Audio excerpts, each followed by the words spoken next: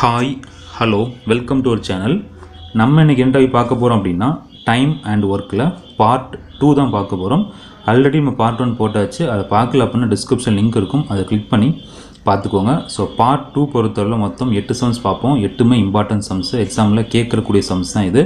So skip பண்ணாமல் லாஸ்ட்டாக பாருங்கள். ஸோ பார்ட் 2 பொறுத்தவரையில் இந்த மாதிரி கொஸ்டின்ஸ் பார்க்க போகிறோம் அப்படின்னா ஸோ இந்த மேன் அப்புறம் டேஸ் அப்புறம் ஒர்க்கு அதுக்கப்புறம் டைம், ஸோ இந்த மாதிரிலாம் கொடுத்துக்கிட்டு அதை இக்குவேட் பண்ணி நம்ம சால்வ் பண்ண மாதிரி இருக்கும். ஸோ ரொம்ப ஈஸியாக தான் இருக்கும். பட் கஷ்டம் நினச்சிட்டு இருப்போம். இந்த பார்ட் ஃபுல்லாக பாருங்கள், கண்டிப்பாக உங்களுக்கு ரொம்ப ஈஸியாக 1 மார்க் 2 மார்க் அடிச்சிடலாம். எக்ஸாமில் டைம் அண்ட் ஒர்க் கண்டிப்பாக கொஸ்டின்ஸ் இருக்கும். டைம் அண்ட் ஒர்க் இல்லாமல் கண்டிப்பாக எந்த ஒரு செக்ஷனும் எந்த ஒரு கொஸ்டின் பேப்பர் இருக்காது. ஸோ ஃபுல்லாக பாருங்கள்.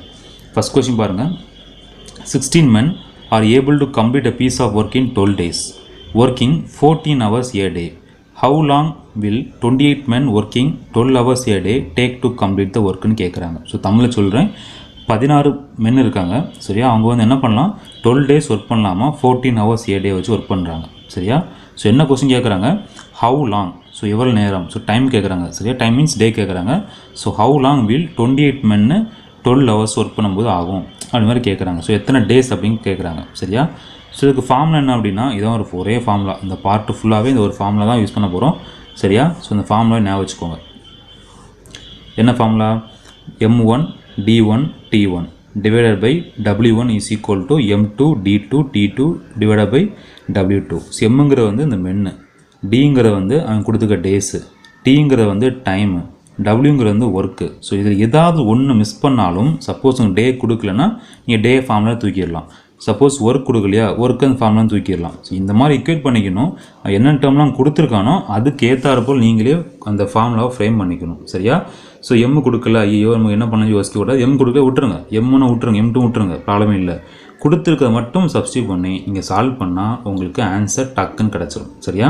இப்போ எல்லாம் கொடுத்துருக்கான், மென் கொடுத்துருக்கானா 16 போட்டலாமா, டி கொடுத்துருக்கானா 12 கொடுத்துருக்கான் 12 போட்டலாமா, அடுத்த டி கொடுத்துருக்கானா டைம் கொடுத்துருக்கான் 14 போட்டலாமா இஸ் ஈக்குவல் டு M2 என்னது செகண்ட் செட்டு 28 ஸோ போட்டாச்சு. அப்புறம் டைம் என்ன 12 hours போட்டாச்சு. என்ன கேட்குறான், ஹவு லாங் சொல்லிட்டு என்ன கேட்குறான், டபிள்யூவா டியா. ஹவு லாங்னாலே என்னதான் டேஸ்னால் கேட்குறேன்னு அர்த்தம். ஸோ டேஸ்னால் பார்த்துட்ருக்கோம், அது 12 hours டைம் கொடுத்துட்டான். ஸோ டைம் முடிஞ்சு போச்சு. மீ பாக்கி டே தானே.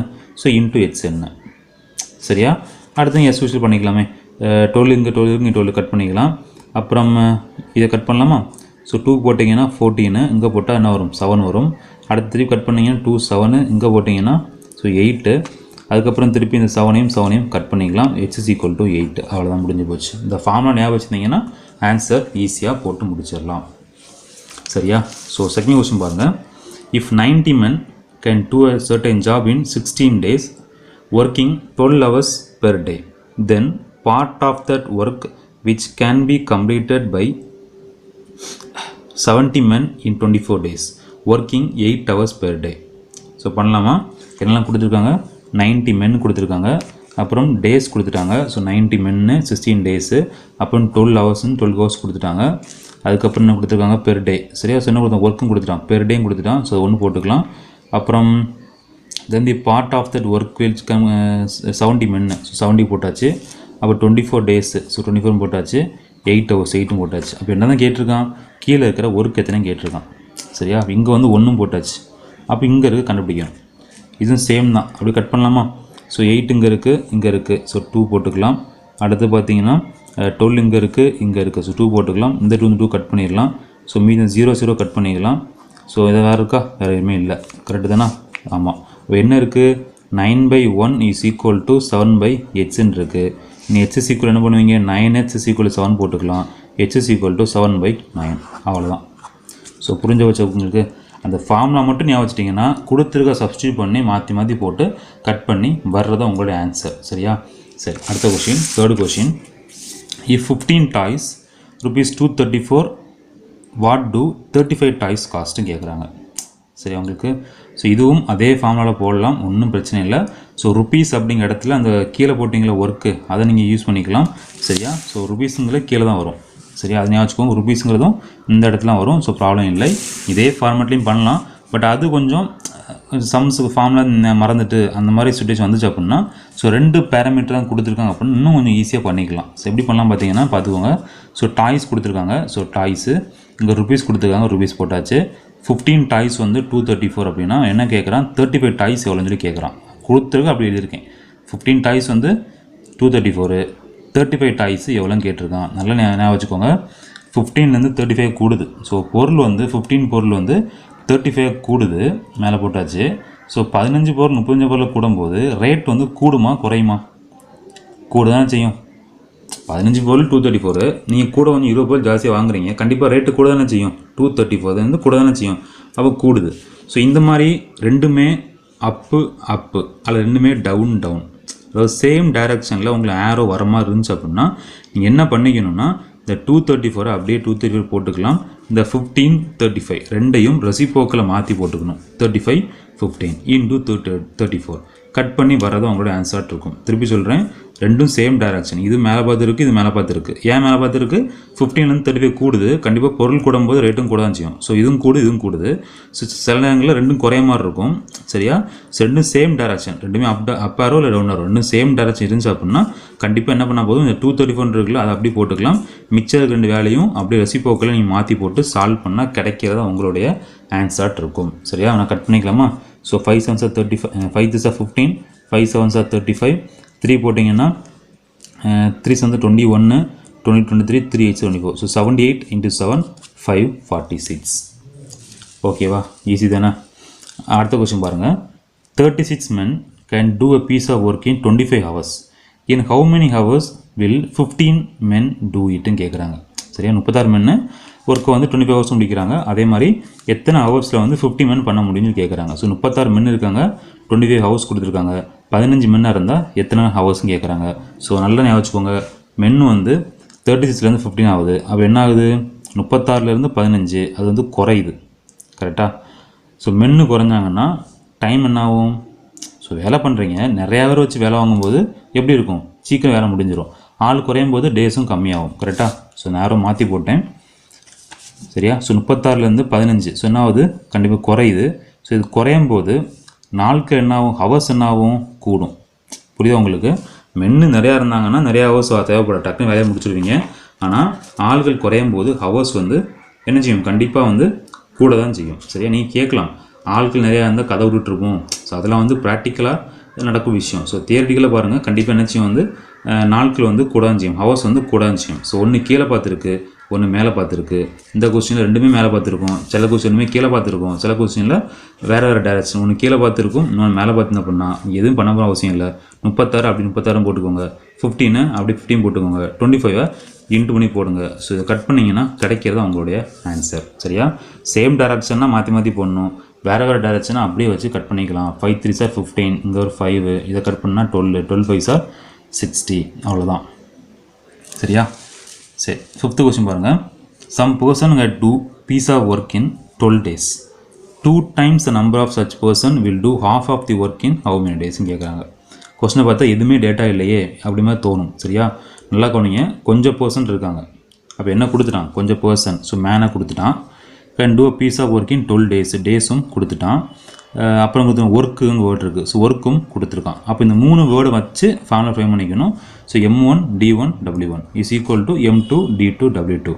ஸோ M தெரியுமா? சம் பர்சன் கொடுத்துருக்கான், அது தெரியாது, ஸோ Mனு போட்டுக்கலாம். அடுத்து D தெரியுமா? டேஸ் தெரியும், ஸோ 12 days போட்டுக்கலாம். ஒர்க்கு தெரியுமா? ஒர்க்கு அப்படி போட்டுக்கோங்க. உங்கள் இந்த இதில் ஒர்க்கு தெரியாதுல, ஸோ ஒர்க் அடி போட்டுக்கோங்க. அடுத்த என்ன இருக்குது? ஏன்னா வெறும் ஒர்க்கு தான் கொடுத்துருக்காங்க, பீஸ் ஆஃப் ஒர்க் தான் கொடுத்துருக்காங்க, எவ்வளோ ஒர்க்குன்னு தெரியாது, ஸோ ஒர்க் அடி போட்டுக்கலாம். அடுத்த கொஸ்டினுக்கு தான் 2 times number of such person கொடுத்துருக்கான். So 2 times the number of such person. அப்போ இங்கே M தானே போட்டோம் பர்சனுக்கு, அப்போ இங்கே என்ன வரும்? 2M. ஏன்னா 2 times கொடுத்துருக்கான், அதனால் 2M. அடுத்தது will do half of the work in how many டேஸ்ன்னு கேட்குறான். இங்கே ஒர்க் என்ன போட்டிங்க? W. அது ஹாஃப் ஒர்க்குனா W/2. ஸோ இங்கே D கொடுத்துருக்கானா? D கொடுக்கல, ஸோ D2ன்னு அப்படி போட்டுக்கோங்க. புரியுதா உங்களுக்கு? கொடுத்த டேர்ம்ஸ் அப்படியே போட்டுக்கணும். பர்சன்ஸ் கொடுத்துருக்கான், வேர்டு கொடுத்துருக்கான், பர்சனுங்க வேர்டு இருக்குது, ஒர்க்குங்கிற வேர்டு இருக்குது, டேங்கிற வேர்டு இருக்குது, அவளையும் சப்ஸ்டிட் பண்ணிக்கணும். அதில் சில நேரங்களில் அந்த கொடுக்காமல் இருக்கலாம், அது கொடுக்காம அப்படியே விட்டுருங்க, அப்படியே சப்ஸ்டிட் பண்ணிக்கோங்க. அப்புறம் டேட்டா என்ன கொடுத்துருக்கான்? 2 times கொடுத்துருக்கான், so 2M. Half of the work கொடுத்துருக்கான், ஸோ W/2 போட்டுக்கலாமா? அடுத்த ஏதாச்சும் கட் பண்ணியும் பாருங்கள், எதாவது கட் பண்ணலாமா? கட் பண்ணலாம்னா எதுவும் பண்ண முடியாது இப்போதைக்கு. ஸோ இந்த W/2ன்னு இருக்குது, இது மேலே கொண்டு போய்க்கலாமா? மேலே கொண்டு போனால் என்ன ஆயிரும்? 2 × 2, ஸோ 4Mனு வரும், இன்ட்டு D2. அடுத்த W கட் பண்ணிக்கலாம், இந்த M கட் பண்ணிக்கலாம், வேறு இந்த 4ஐயும் 12 3 வரும். ஸோ என்ன பாக்கி இருக்குது, D2 = 3. அதான் கேட்குறான், ஹவு மெனி டேஸ்ன்னு கேட்டிருக்கானா. ஸோ D2 = 3, அவ்வளோதான். சரியா? So H = 3 days. புரிஞ்சு போச்சா? ரொம்ப சிம்பிள் தான், பட் நீங்கள் யோசிச்சு போட மாதிரி இருக்கும். இதெல்லாம் கொடுத்துருக்கானோ அதை யூஸ் பண்ணி நீங்கள் ஃபார்முலா ஃப்ரேம் பண்ண மாதிரி இருக்கும். சரியா? So 6th question, 3 men 7 women can do a job in 5 days while 4 men 6 women can do it in 4 days. The number of days required for a group of 10 women working together at the same rate as before to finish the same job னு கேட்குறாங்க. சரியா? So எல்லாம் கொடுத்துருக்கான், எழுதிடலாம். First மென்னு கொடுத்துருக்கான் A1, women கொடுத்துருக்கானா. So B1 7, அப்புறம் days கொடுத்துருக்கானா. So D1 போட்டு 5 போட்டிருக்கேன். ஏன்னா ரெண்டுமே பர்சன்ஸ் நமக்கு இங்கே ஃபார்முலா போட்டு மேன் மொத்தம் போட முடியாது. ஸோ இதுவும் மேன், இதுவும் மேன் தான். அதனால் A1 B1 எடுத்திருக்கேன். ஸோ A1 வந்து 3, B1 வந்து 7. ஸோ டேஸ் வந்து D1 எடுத்திருக்கேன். அடுத்தது என்ன கொடுத்துருக்கான், 4 மென்னு. ஸோ A2 வந்து 4, B2 வந்து 6, டேஸு. ஸோ D2 வந்து 4. அடுத்து என்ன கேட்டிருக்கான், ஸோ 10 விமன் கொடுத்துருக்கான். கரெக்டாக? அப்போ A3 வந்து நமக்கு எதுவும் தெரியாது. A3 என்ன எடுத்தோம், A1ல் என்னது மேனு, அடுத்தது 1லாம் மேன் எடுத்திருப்போம். நமக்கு அதனால் A3 வந்து தெரியாது, 0 போட்டுக்கலாம். அப்புறம் B3 வந்து 2 தானே, ஸோ 10 கொடுத்துக்கலாம். D3 வந்து என்னன்னு கேட்டிருக்கான். சரியா? எத்தனை டேஸ்னு சொல்லி D3 வந்து கேட்டிருக்கான். சரியா? ஸோ இதான் நம்ம சால்வ் பண்ண போகிறோம். ஸோ இதுக்கு வந்து நிறையா மெத்தட் இருக்குது, பட் ஈஸியாக மெத்தட்னா அந்த ஃபார்முலா மெத்தட் தான். இந்த ஃபார்முலா படிச்ச வேண்டியதான். ஸோ படிச்சுக்கிட்டு சால்வ் பண்ண வேண்டியதான். சரியா? ஸோ D1 D2 ப்ராக்கெட்டுக்குள்ளே A1 B2 minus A2 B1 divide by, so D1 ப்ராக்கெட்டுக்குள்ளே A1 B3 minus A3 B1, so close பண்ணிக்குவோம், மைனஸ் D2 ப்ராக்கெட்டுக்குள்ளே A2 B3 minus A3 B1. அப்படியே வேலையை சப்ஸ்டிட் பண்ண போகிறீங்க, கட் பண்ணி வர்றதான் உங்களுடைய ஆன்சர். சரியா? ஓகே தானா? எனக்கு என்ன கொடுத்துருக்காமனு தெரியாது வச்சுக்கோங்க. மென்னுக்கு வந்து 1 எடுத்துருப்போம். ஸோ A1 A2 A3 வந்து கொடுக்கல. ஸோ 0 போட்டோம்னா ஈஸியாக அங்கே சால்வ் ஆயிரும். சரியா? நிறைய இடத்துல கட் ஆயிரும். ஸோ ஈஸியாக வந்து ஆன்சர் கிடச்சிரும். சரியா? இந்த மாதிரி கொஸ்டினை கேட்டிருக்காங்க. ஸோ ஸ்டெப் பண்ணி போனீங்கன்னா கொஞ்சம் கஷ்டமாட்டு இருக்கும். ஸோ இந்த மாதிரி ஃபார்முலா யூஸ் பண்ணால் ரொம்ப ஈஸியாக சால்வ் ஆயிரும். சரியா? ஸோ சிம்பிளிஃபிகேஷன் பாருங்கள். ஸோ இதுக்கான சிம்பிளிஃபிகேஷன் தனியாக பார்த்துடலாம். ஸோ ஃபஸ்ட்டு பார்த்தீங்கன்னா 5 × 4 இருக்குது, அப்படி வச்சுக்கோங்க. 3 × 6 18. So minus 4 × 7 28. 80 - 28 மைனஸ் 10. ஸோ 5 × 4 20 தானே, 20 ப்ராக்கெட் தான் இருக்குது. 20 × -10 மைனஸ் 200 டிவைட் பை கீழே இருக்குது 3 × 10 30. 30 - 0 30 தான். இங்கே 4 × 10 40. ஸோ -4 இருக்குது. -4 × 40 மைனஸ் 160. இங்கே 5 × 30 150. 150 மைனஸ் 160 என்ன வரும், மைனஸ் 10 வருமா. ஸோ மைனஸ் கேன்சல் பண்ணிக்கலாமா. ஸோ 0 கேன்சல் பண்ணிக்கலாமா. ஸோ ஆன்சர் என்ன, 20 days. சரியா? ஸோ ஈஸி தானே, ரொம்ப ஈஸி தான். ஸோ அடுத்த கொஸ்டின் பார்க்கலாம். ஸோ 7th கொஸ்டின் பாருங்கள். A contractor undertook to finish a certain work in 124 days and employed 120 men. After 64 days he found that he had already done 2/3 of the work. How many men can be discharged now so that work may finish in time? So question நல்லா கவனிச்சுக்கோங்க. Contractor இருக்கார். சரியா? ஒரு சில வேலை, certain work, அந்த வேலையை வந்து 124 முடிக்கணும்னு சொல்லி ஃபிக்ஸ் பண்ணிட்டாங்க. அதுக்காண்டி 120 மென்னு அப்பாயின் பண்ணியிருக்காங்க. ஒரு 64 நாள் கழிச்சு தான் தெரியுது, என்ன தெரிஞ்சிருக்கு, 2/3 ஒர்க் வந்து முடிச்சிட்டோம் அப்படிங்கிறது தெரிஞ்சிருக்கு. அதுக்கப்புறம் எத்தனை மென்னை வந்து அவர் டிஸ்சார்ஜ் பண்ணணும், அதாவது வெளியே அனுப்பணும். சரியா? ஸோ 124க்குள்ளே முடிக்கணும், அவ்வளோ நாள் எடுத்துக்கணும். அவ்வளோ நாள் கொண்டு போனோம் அப்படின்னா எத்தனை ஆட்களை வெளியே அனுப்பணும் அப்படிங்கிற மாதிரி அவர் அனலைஸ் பண்ணி கேட்குறாங்க கொஸ்டின். புரியுதா உங்களுக்கு? அது இன்னும் சொல்ல போனால் எத்தனை நாள் முடிக்கணும்னு சொல்லி கெஸ் பண்ணாமல் என்ன பண்ணுற ஆளை எடுத்து போட்டார். ஸோ டக்குன்னு முடிக்கணும்ல. ஸோ 124 முடிக்கணும் அப்படிங்கிறதுனால ஆட்கள் ஜாஸ்தியாக இருக்கக்கூடாது. அதனால் ஆட்களை வந்து வெளியே அனுப்பி விடணும். ஸோ அதுக்கு எத்தனை ஆட்களை வெளியே அனுப்பணும் அப்படின்னு சொல்லி கேட்குறாங்க. சரியா? ஸோ ஃபஸ்ட் என்ன பண்ண போகிறோம் அப்படின்னா, ஸோ 2/3 ஒர்க் வந்து முடிஞ்சு போச்சு. ஸோ எத்தனை ஒர்க்கு பாக்கி இருக்குது அப்படிங்கிறத கண்டுபிடிக்கணும். ஸோ ஒரு வேலை வந்து முடிஞ்ச வேலையை எவ்வளோ வேலை பாக்கி இருக்குது அப்படின்னு பார்க்குறதுக்கு ரொம்ப சிம்பிளாக கண்டுபிடிச்சிடலாம். 1ல் இருந்து அதை 2/3 மைனஸ் பண்ணிங்க அப்படின்னா கிடைக்கிறதா என்னது, உங்களுடைய ரிமைனிங் ஒர்க்கு. ஸோ மீதி இருக்க ஒர்க்கை வந்து பார்க்கக்கூடிய ஒர்க்காட் இருக்கும். சரியா? ஸோ மைனஸ் பண்ணி கண்டுபிடிக்கலாம். அல்லது இன்னும் ஈஸியாக பண்ணோம் அப்படின்னா, ஸோ 2/3 அப்படின்னு இருக்கிறத என்ன பண்ணுங்கள், பாக்கி இருக்க வேலை கண்டுபிடிக்கிறதுக்கு கீழே 3 இருக்கா, அந்த 3 அடி போட்டுக்கோங்க. போட்டுவிட்டு 3 - 2 1, அவ்வளோதான். இதான் வந்து அந்த பாக்கி இருக்கக்கூடிய வேல்யூ. சரியா? அதை remaining works equal to 1 - 2/3 which is place 1/3 போட்டுக்கலாம். சரியா? அடுத்து பாருங்கள். ஸோ 1/3 ஒர்க் வந்து பாக்கி இருக்குது. எத்தனை நாள் பாக்கி இருக்குன்னு பார்க்க போகிறோம். எத்தனை நாள் பாக்கி இருக்கும், மொத்தம் 124 அவங்க அப்பாயின் பண்ணியிருக்காங்க. அந்த 124ல் 64 நாள் என்ன பண்ணுறாரு, முடிஞ்சு போச்சு. ஸோ 64 டேஸ் கழிச்சா அந்த வேலை பாக்கின்னு தெரியாது. அந்த 124 நாளுக்கு அப்புறம் 64 டேஸ் முடிஞ்சு போச்சு. அப்போ எத்தனை நாள் பாக்கி இருக்கும்? ஒரு 6 டேஸ் பாக்கி இருக்கும். கரெக்டாக 124 - 64 வந்து ஒரு 60 டேஸ் வந்து பாக்கி இருக்கும். அப்புறம் என்ன தெரிஞ்சு போயிடலாம்? ரிமைனிங் ஒர்க் தெரிஞ்சு போச்சு, டேஸ் தெரிஞ்சு போச்சு. இனி நம்ம ஃபார்முலா போட வேண்டியதான். என்ன ஃபார்முலா? மேன் கொடுத்துருக்காங்க, கரெக்டாக டே கொடுத்துருக்காங்க, ஒர்க் கொடுத்துருக்காங்க. நம்ம M2 D2 W2 சரியா? ஸோ மேன் என்ன போட்டிருக்கோம்? ஃபஸ்ட்டு எத்தனை பேர் இருக்காங்க? 120 மென்னு. ஸோ 120 இன்ட்டு எத்தனை டேஸ் ஒர்க் பண்ணியிருந்தாங்க? 120 மென்னும் 64 டேஸ். அதுனா அர்த்தம். ஸோ 64 நாள் 120 மென் ஒர்க் பண்ணாங்க. ஸோ 124 இன்ட்டு எத்தனை டேஸ்? 64 டிவைட் பை எத்தனை ஒர்க்கு முடிச்சாங்க அவங்க? 2/3 ஒர்க்கு முடிச்சிட்டாங்க. புரியுது உங்களுக்கு? 2/3 120 டேஸு, 120 மென்னு, எத்தனை டேஸு? 64 டேஸு. அடுத்தது M2 எத்தனை கேட்குறாங்க? சரியா? நம்ம தெரியாது, கண்டுபிடிக்கணும். டேஸ் எத்தனை பாக்கி இருக்குது? 60 டேஸு டிவைட் பை எவ்வளோ ஒர்க்கு பாக்கி இருக்குது? 1/3. சரியா? இந்த ஈக்குவேஷன் தெரிஞ்சால் உங்களுக்கு புரிஞ்சா ஓகேவா? 120 மண் டேஸ் மூலம் கொடுத்துருக்காங்க, 64 மண் ஒர்க் பண்ணாங்க, 2/3 ஒர்க்கை முடிச்சிட்டாங்க. Which is equal to M2 கண்டுபிடிக்க போகிறீங்க. கரெக்டாக? அடுத்த வந்து 60 வந்து நம்ம கண்டுபிடிச்சிங்க, பாக்கி இருக்க டேஸு டிவைட் பை இந்த ரிமைனிங் ஒர்க்கு 1/3. இனி M2 கண்டுபிடிக்க போகிறீங்க. சரியா? 120 × 64 இது அப்படியே அந்த பக்கம் கொண்டு போக வேண்டியதான். சரியா? M2 is equal to மிச்சம் அங்கே ஒன்று கொண்டு போகிறேன். ஸோ அந்த பக்கம் 120 64 இருக்கும், கீழே 2 இருக்குது, 3 மேலே போட்டுக்கலாம். இங்கே 60 இங்கே மேலே இருக்குது, அந்த பக்கம் கீழே போயிடும். இன்ட்டு 1/3 இங்கே இருக்குது, ஸோ இங்கே 3/1 மேலே போகும். ஸோ 3 கட் பண்ணிக்கலாம், 0 கட் பண்ணிக்கலாம், கட் பண்ணால் 2 வரும், 2 கட் பண்ணிக்கலாம், 64 பாக்கி இருக்கும். So M2 is equal to 64. ஆனால் என்ன கொஸ்டின் கேட்குறான்? எத்தனை மென்னை வெளியே அனுப்பணும் அப்படிங்கிற மாதிரி கேட்குறாங்க. ஸோ மொத்தம் 120 மென்னு, M2 வந்து 64. ஸோ மொத்தத்துலேருந்து இந்த 64 கழிச்சிட்டிங்கன்னா 56 மென்னை வந்து வெளியே அனுப்புகிற மாதிரி இருக்கும். சரி, வெளியே அனுப்பினாங்க அப்படின்னா அவங்க கொடுத்த டேட்டில், அது 124 டேஸில் ஒர்க்கை வந்து கம்ப்ளீட் பண்ணிடலாம். சரியா? ஸோ இதான் வந்து இந்த கொஸ்டினுக்கான ஆன்சர். 8th கொஸ்டின் பாருங்கள். A certain number of men complete a piece of work in 60 days. If there were 8 men more, the work can be finished in 10 days less. The number of men originally. சரியா? என்ன கேட்டிருக்காங்க? கொஞ்சம் பேர் இருக்காங்க, எவ்வளோன்னு தெரியாது. கொஞ்சம் வேலையை 60 நாளில் முடிக்கிறாங்களாம். ஸோ கொஞ்சம் பேர் செய்கிறாங்க, 8 பேர் எக்ஸ்ட்ரா செய்கிறாங்க அப்படின்னா அது 10 நாள் முடிக்கலாம் அப்படின்னு சொல்லி, 10 நாள் கம்மியாக முடிக்கலாம் அப்படின்னு சொல்கிறாங்க. அது முடித்தாங்கன்னா எத்தனை மென் வந்து ஒரிஜினல் இருக்காங்கன்னு சொல்லி கேட்குறாங்க. மென் ஒரிஜினலி. இப்போ ஃபார்முலா என்ன? M1 D1 is equal to M2 D2. Original கேட்குறாங்க, M1 தெரியாது, Hன்னு எடுத்துக்கலாம். டேஸ் வந்து கொடுத்துருக்காங்க 60 டேஸ், ஸோ 60 போட்டுக்கலாம்.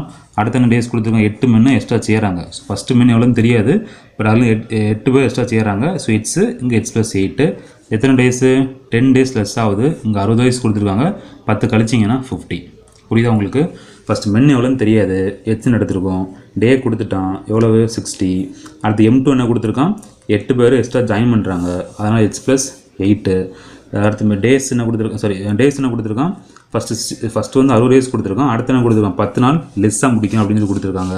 இப்போ 60லேருந்து 50 மைனஸ் பண்ணிக்கோங்க. ஸோ 50. ஸோ 60லேருந்து 10 மைனஸ் பண்ணால் 50. இனி சால்வ் பண்ணிக்கலாமா? 60 × H 60H, H + 8 × 50. ஸோ ஒன்றா இன்டு பண்ணிக்கலாம். 50 × H 50H, 50 × 8 400. இது எந்த கொண்டு வரேன்? 60 - 50H வந்து 10H is equal to 400. Cut பண்ணிங்க, H is equal to 40. சரியா? ஸோ இதான் வந்து இன்றைக்கான 8 கொஷின்.